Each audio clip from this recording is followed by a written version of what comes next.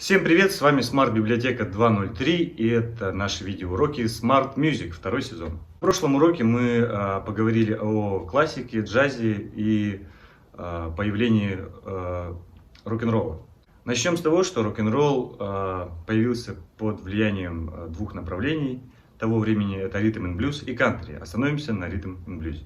Ритм and блюз — это стиль популярной афроамериканской музыки с элементами блюза. В конце 40-х годов ритм and блюз стал более маркетинговым термином, обозначавший современную танцевальную музыку. Для меня ярчайшим примером ритм and блюза является величайший музыкант Рэй Чарльз.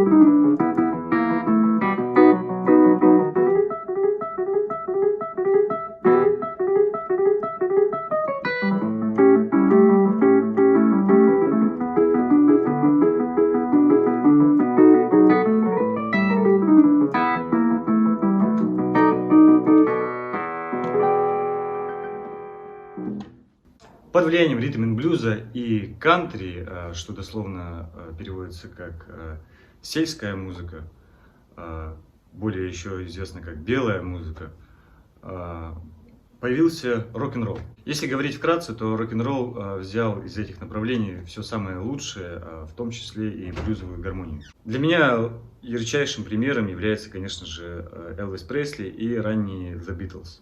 Итак, немного рок-н-ролла.